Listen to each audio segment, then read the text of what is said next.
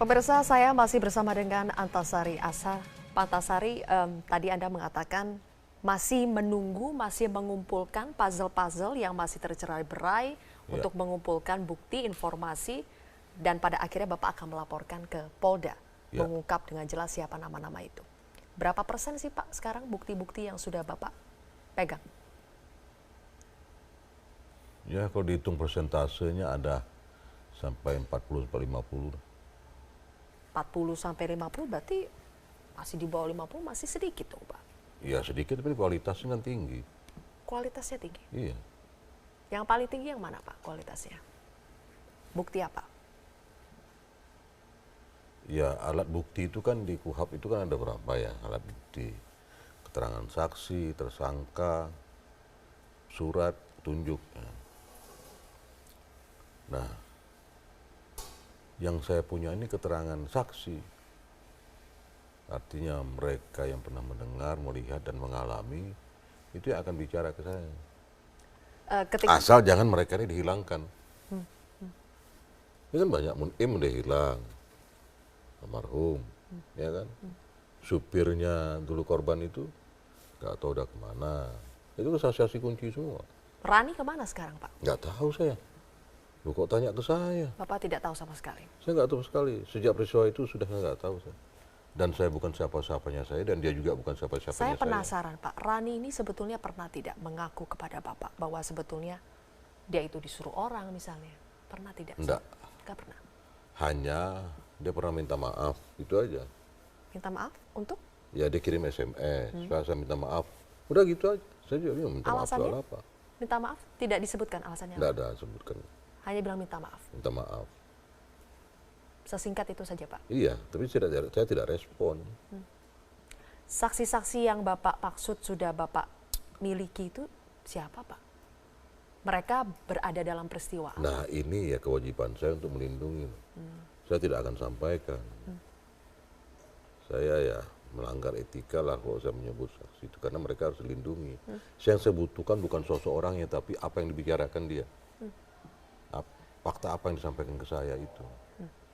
Karena yang bersangkutan sudah lama ingin menyampaikan, tetapi dalam suasana yang tidak mendukung. Nah sekarang ini suasananya nampak sudah tepat katanya. Suasana sekarang sudah tepat, kenapa? Apa maksud sekarang? Ya itu yang dia rasakan seperti itu. Bukan saya yang merasakan, tapi dia merasakan. Dia ini saksi Pak ya? Saksi yang Bapak sebut harus Bapak lindungi itu? Dia katakan, aduh Pak udah lama sudah saya mau bicara ini Pak katanya. Tapi ya suasananya belum mendukung pada waktu itu. Pada waktu itu tahun berapa Pak? Ya sejak saya ditahan itu 2009 sampai dengan 2016 ini. Sebelum saya bebas bersyarat 2015 ya. Oke. Itu. Dan seperti misalnya bahwa penembak kasus ini adalah orang-orang terlatih katanya. Orang-orang terlatih. Di mana mereka bisa melakukan penembakan berdiri di atas pelepah kelapa. Daun kelapa, pelepah itu. Orang terlatih. Loh, berarti bukan yang sekarang di penjara dong saya bilang itu. Oh bukan itu mah. Memang untuk melengkapi berkas saja itu kasus. Supaya bisa menarik Pak Antasari masuk penjara. Jadi maksudnya sebetulnya yang menembak Nasruddin itu bukan sekarang di penjara, bukan. tapi orang yang terlatih itu? Iya. Itu juga dari keterangan saksi juga yang saya dapati. Berarti pada saat di TKP terjadinya penembakan itu Pak, ada 2 tim yang disiapkan atau bagaimana? 2 tim eksekutor yang disiapkan? Ya kalau ya pasti dong. Ada tim yang abal-abal, artinya yang disiapkan untuk berkas. Pura-pura menembak? Ada tim yang sesungguhnya. Tim yang abal-abal disiapkan untuk berkas ini nggak menembak. Hanya megang pistol yang rusak, hanya nodongin aja itu gaya-gayaan. Itu, tapi itu masuk penjara. Ada saksi tidak Pak ketika Bapak didatangi malam-malam itu oleh si pengusaha tadi? Ada, tapi kalau saksi ini dalam hukum acara mungkin ada yang bisa terima, ada yang tidak. Karena saksinya ya keluarga saya, kan itu di rumah saya. Ada istri saya, ada adik saya. Keadaan pada waktu itu kan sudah malam sih. Ada saksi. Pak, saya masih penasaran lagi sama tadi saksi yang mengetahui ada penembak yang terlatih sebetulnya. Iya. Kenapa dia bisa tahu selengkap itu, Pak? Karena dia pernah jadi bagian daripada tim itu, katanya. Dari tim itu? Iya, katanya. Tapi bukan tim untuk kasus ini. Tim Dalam untuk proses apa? latihannya. Dia pernah ikut latihannya. Dia ada ketika latihan si penembak terlatih itu sedang latihan, dia ada di situ. Bukan latihan untuk kasus ini, untuk latihan sniper lah gitu. Sniper. Iya. Dia ada di situ. Dia pernah ikut. Terus dia mengundurkan diri. Alasannya apa saya nggak tahu. Baik. Menarik Pak Antasari, saksi-saksi yang Bapak katakan ini. Tinggal tunggu apa lagi nih Pak untuk melaporkan semua itu? Puzzle-puzzle apa yang ingin Bapak kumpulkan lagi? Nunggu keyakinan saya bahwa betul-betul lembaga penyidikan di Indonesia ini mau menindaklanjuti ini. Kenapa saya berpikir seperti itu? Bahwa kalau saya kembali kepada bidang kerja saya dulu ya, secara profesi, bahwa saya jaksa. Nah, jaksa itu kalau menuntut perkara itu dilihat kualitas deliknya. Nah, delik di dalam sistem hukum Indonesia ada 2 delik. Delik formil, delik material. Nah, kasus saya ini delik material. Delik material ini adalah pengusutan lihat dari akibat perbuatan. Sekarang kita uji. Akibat perbuatannya apa kasus saya ini? Ada orang meninggal. Nah, si Adi Bibam. Siapa yang meninggal?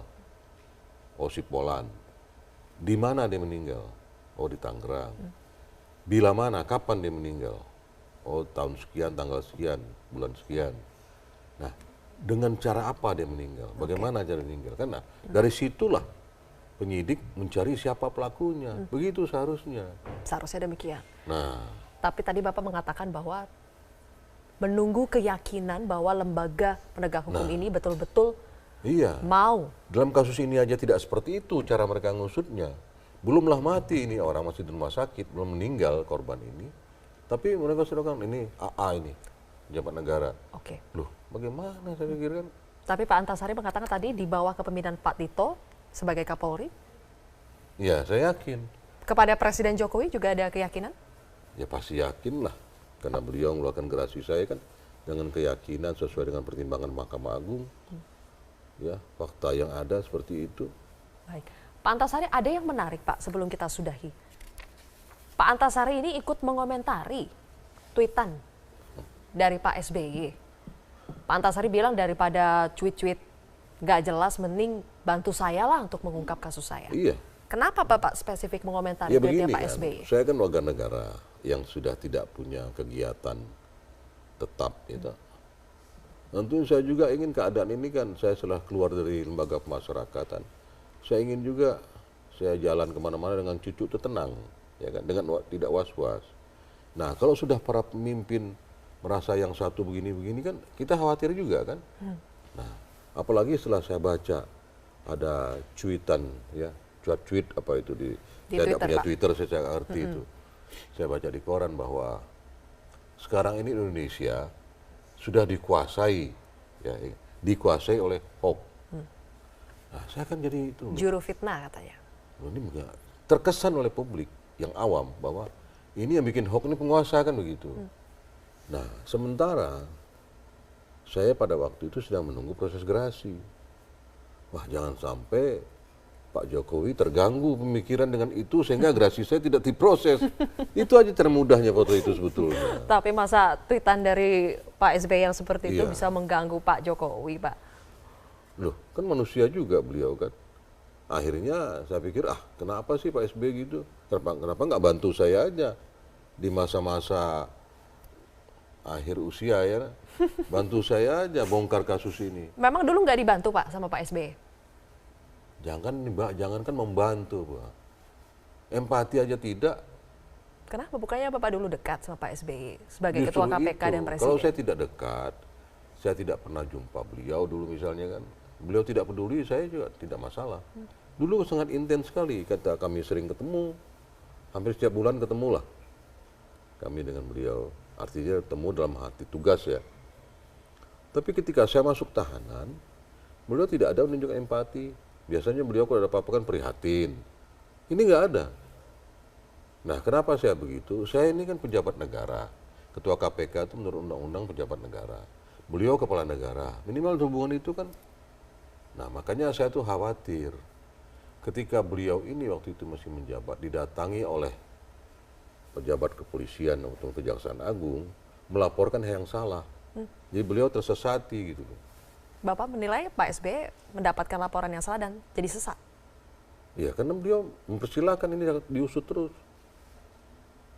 Nah, disitulah saya menilai kemudian beliau tidak peduli. Sekarang Pak Antasari masih mengharapkan bantuan dari Pak SBY? Ya, mengharapkan lah, karena saya tahu persis beliau tahu kok. Tahu apa? Minimal apa yang dilaporkan anak buahnya ke beliau waktu itu. Apa itu Pak yang dilaporkan anak buahnya? Pak Antasari ya, kok tahu sekali tahu ini kan kayaknya. Beliau. Nah, beliau yang saya cerita. Tapi kok Bapak tahu ada anak buah yang melaporkan informasi sesat kepada beliau?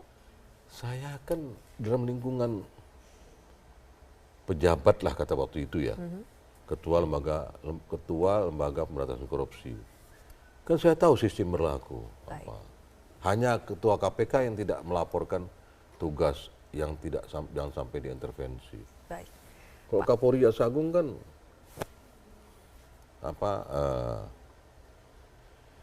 jajarannya eksekutif bawah presiden, apa mereka lakukan pasti lapor, ya kan? Begitu Pak ya. Baik. Loh, memang begitu kok sistemnya. Pak Antasari sebetulnya masih menarik Pak. Saya ingin berpanjang dengan Pak Antasari, tapi sayang sekali waktunya sudah habis. Waduh, sebetulnya saya ingin menyampaikan apa yang ingin Anda dengar. Apa tuh Pak? Tapi Anda sudah habis, selesai. Sedikit-sedikit apa, ayo, apa yang mau disampaikan? Ya, siapa yang menyuruh, siapa yang mendatangi saya. Kalau begitu coba Pak disampaikan. Nah, kan sudah habis waktunya. Masih bisa mungkin ini? Kalau Pak Antasari mau menyampaikan, kami masih berikan waktu. Sudah habis, nanti segmen lain terganggu gara-gara saya. Baik Pak Antasari, kami tunggu nanti. Tapi saya janji, saya akan sampaikan. Pak Antasari akan sampaikan. Ketika saya diundang lagi ke Metro.